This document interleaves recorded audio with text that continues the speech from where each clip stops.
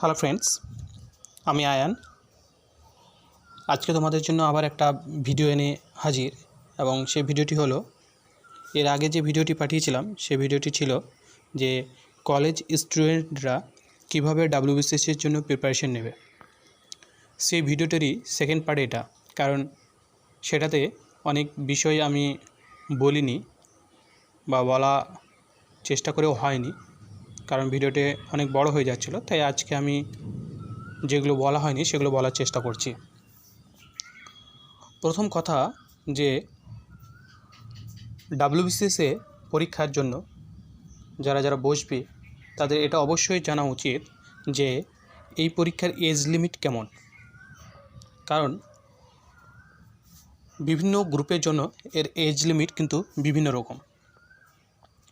যেমন গ্রুপ এর জন্য এজ লিমিট হচ্ছে 20 থেকে 36 বছর অবধি, এবং এটা আমি জেনারেল ক্যান্ডিডেটদের জন্য বলছি। গ্রুপ বি এর জন্য সেম 20 থেকে 36 বছর। গ্রুপ সি এর জন্য 20টা কিন্তু 21 হয়ে গেছে, 21 থেকে 36 বছর। এবং গ্রুপ ডি এর জন্য 36 থেকে আরও 3 বছর বাড়িয়ে 21 থেকে 39 বছর অবধি বয়স সীমা নির্ধারিত করা হয়েছে। এবং এই বয়সটা কিন্তু যে বছরের জন্য পরীক্ষা নেওয়া হচ্ছে সেই বছরের 1 জানুয়ারি অনুযায়ী বয়সটা হিসাব করা হয়। এবার আসি এসসি এসটিদের নিয়ে। যারা এসসি এসটি আছে সেই সব ক্যান্ডিডেটরা এই পরীক্ষার জন্য জেনারেল ক্যান্ডিডেট থেকে 5 বছরের বেশি রিল্যাক্সেশন পেয়ে থাকে, এবং ওবিসিরা 3 বছর, আরও 3 বছর বেশি ছাড় পেয়ে থাকে। আর যারা শারীরিক প্রতিবন্ধী আছে অর্থাৎ ফিজিক্যাল হ্যান্ডিক্যাপড, তাদের 45 বছর অবধি পরীক্ষায় তারা বসতে পারে। তো এটা গেল এজ লিমিট। এরপর বন্ধুরা, আমি তোমাদেরকে বলেছিলাম যে প্রিলিমস পরীক্ষার 8টা সাবজেক্ট থাকে, 8টা সাবজেক্টে প্রত্যেক সাবজেক্টে 25 নম্বর করে থাকে। 25 × 8 200 নম্বরে পরীক্ষা হয়। এবং তার মধ্যে ইতিহাসটাকে যদি মানে মডার্ন আর পুরোটাকে যদি একসঙ্গে করো তাহলে ইতিহাসটা 50 নম্বরে বলা যেতে পারে।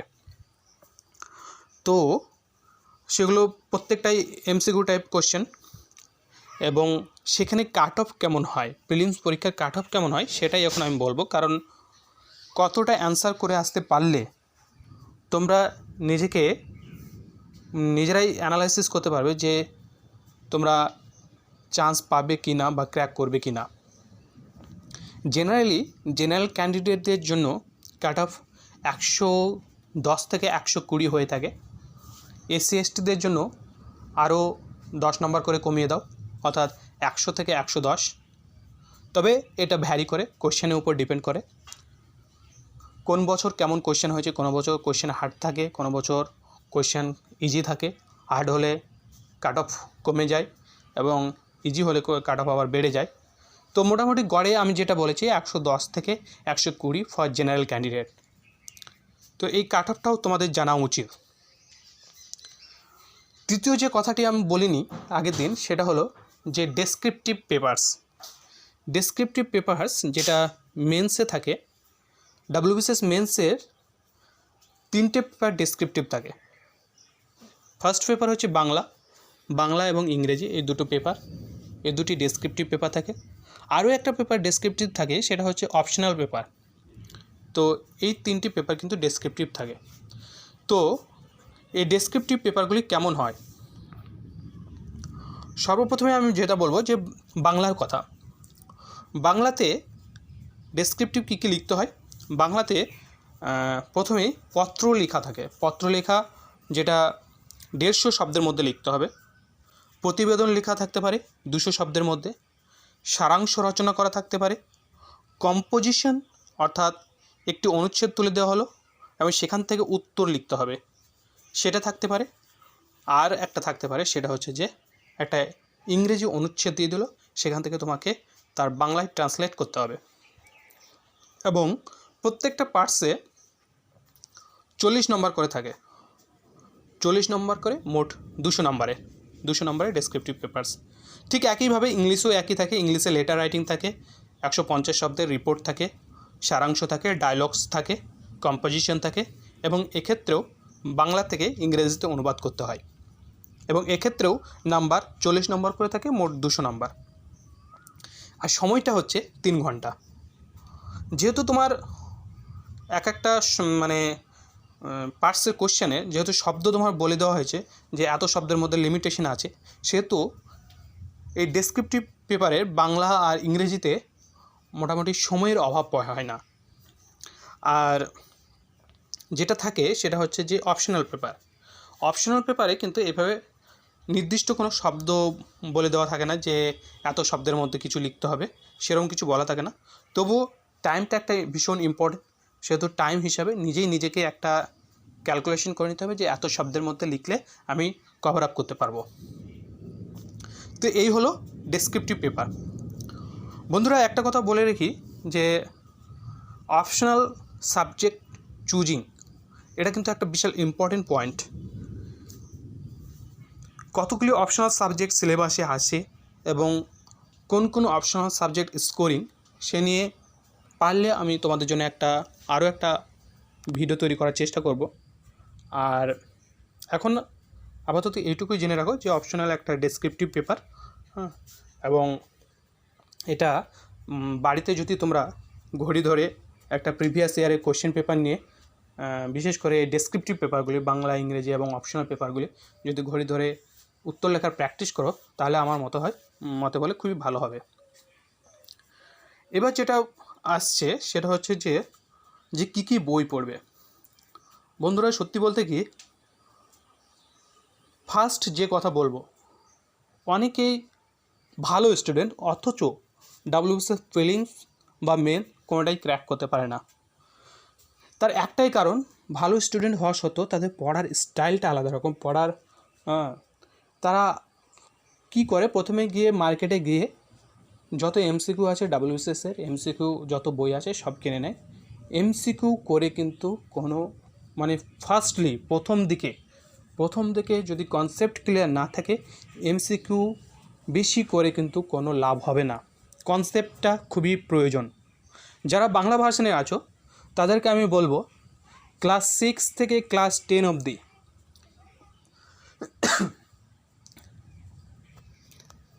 ইতিহাস, ভূগোল, জীবনবিজ্ঞান, প্রকৃত বিজ্ঞান, এই বইগুলি কিন্তু তোমরা জানি তোমাদের হয়ে আছে, তবুও একবার মাইন্ডে সেট আপ করে নাও। যদি কিছু ভুলে থাকো সেগুলো জানা হয়ে যাবে আবার নতুন করে, এবং এখান থেকে তোমাদের কিন্তু কনসেপ্ট ক্লিয়ার হয়ে যাবে।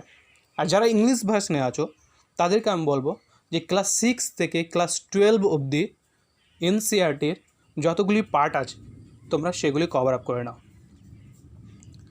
এই হলো কনসেপ্টের কথা। এবার আসি কোন বই পড়বে। ফার্স্টেই বলি যে এই কাজটা তোমরা যদি করতে পারো 6 থেকে ক্লাস 10 অবধি, বিশেষ করে যদি পুরনো সিলেবাসে বই পাও, সেই বইগুলি পড়ে যদি তোমরা করতে পারো, এবং তোমাদেরকে আগের ভিডিওতেই আমি বলেছিলাম যে ম্যাথ এবং ইংলিশে বেশি জোর দেবে, সেটা যদি করতে পারো। আর তৃতীয় একটা হচ্ছে যে একটা ডাব্লিউবিসিএসের একটা গাইড বই, যে কোনো একটা গাইড বই নিতে পারো।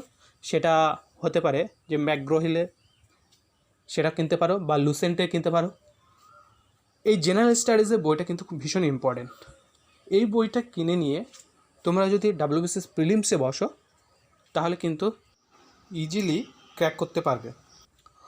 তো প্রবলেম যেটা হয় যে আমরা সেসব না করে আমরা করি শুধু এমসিকিউ মুখস্থ করি।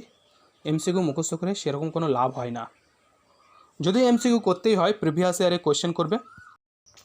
এবার আসি বইয়ের কথায়, কী বই পড়তে হবে, যে বইগুলি প্রিলিমস এবং মেন্স দুটো এক্সামের জন্যই কাজে লাগবে। প্রথমে বলি যে ইংরেজির কথা। ইংরেজি তোমরা, আমি সাজেস্ট করব রেন অ্যান্ড মার্টিনের বইটা পড়তে। রেন অ্যান্ড মার্টিনের বইটা খুব ভালো। রায় অ্যান্ড মার্টিন নয় কিন্তু, রেন অ্যান্ড মার্টিন। অথবা যেটা ইংলিশ বই পড়েছো সেটা পড়তে পারো, ইংলিশ গ্রামারের বইটা। আর পিকে দেশ সরকারের বইটাও ভালো। অনেকে পিসি দাসের বই পড়ে, সেটাও ভালো।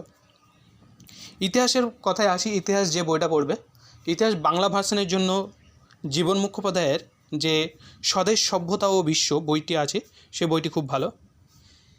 ইংলিশ ভার্সনের জন্য তোমরা পড়তে পারো রাজীব আহিরের বই পড়তে পারো, তারপর কৃষ্ণা রেড্ডির বই পড়তে পারো। ভূগোলের জন্য যে বইটা বলবো যে কার্তিক চন্দ্র মণ্ডলের বইটা খুবই ভালো বাংলা ভার্সনে। আর ইংরেজির জন্য তোমরা নাজিদ হোসেনের বইটা পড়তে পারো। আর যেটা বন্ধুরা বলবো যে ইন্ডিয়ান পলিটির জন্য যে বইটা পড়বে সেটা হচ্ছে এম লক্ষ্মীকান্ত। এই বইটার কোনো বিকল্প হয় না, এই বইটাই সবাই পড়ে থাকে। আর এই বইটার বাইরে আমি অন্য কোনো বই বলছি না। আর ইকোনমিক্সের জন্য যে বইটা পড়বে সেটা যদি বাংলা ভার্সনে হয়, বাংলা ভার্সনে তাহলে বলবো জয়দেব সার্কেলের বইটা পড়তে পারো, অথবা তোমরা রমেশ সিংয়ের ইংলিশ ভার্সনের বইটাও পড়তে পারো। তাহলে history, geography, Indian polity, Indian economy এবং ইংলিশ সবগুলোই বললাম। আর একটা জেনারেল স্টাডিজে একটা বই কিনবে, যেটা বললাম লুসেন্টের কিনবে বা আরিহান্টের কিনতে পারো বা ম্যাকগ্রো-হিল।